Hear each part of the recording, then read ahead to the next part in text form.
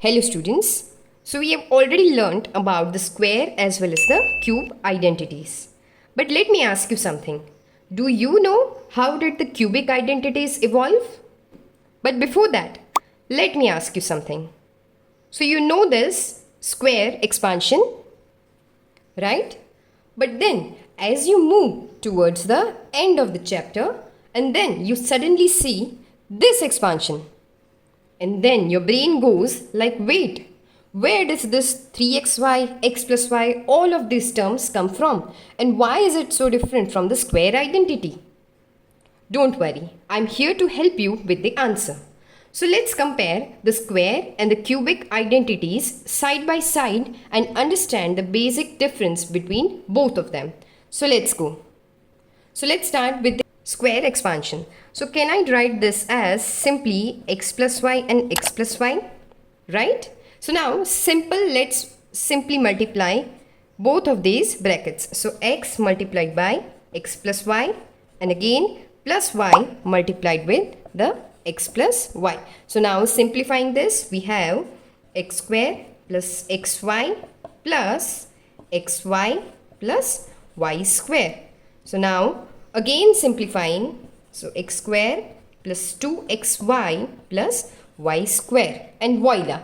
So now you know that how the formula for x plus y the whole square came from. So this was easy, right?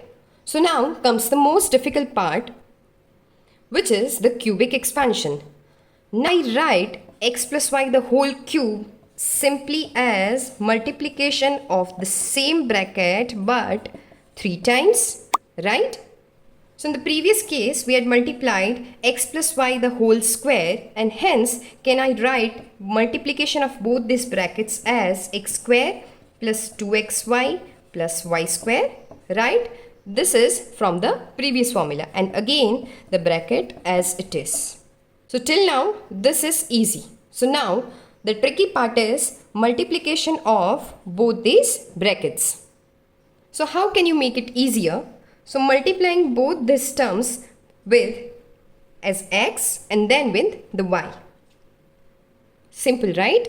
So now multiplying the individual terms. So now again simplifying. So here is your formula. Okay, so now the standard form x cube plus y cube and 3xy is taken common from the similar looking terms. So this is your formula. So by now you already know how both of these formulas came from.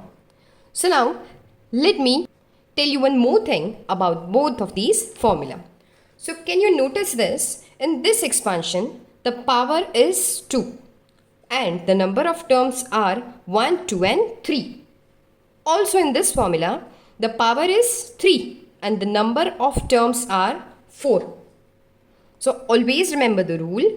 Whatever the power is, the number of terms are always more than the power. So this was easy, right? So it's not magic, it's just clean algebra. So once you see where the terms come from, you will never have to memorize blindly again. So if this video helped you, please like and subscribe. It really helps the channel grow. So comment below which identity confuses you the most and I'll make a dedicated video on it. So see you in the next one.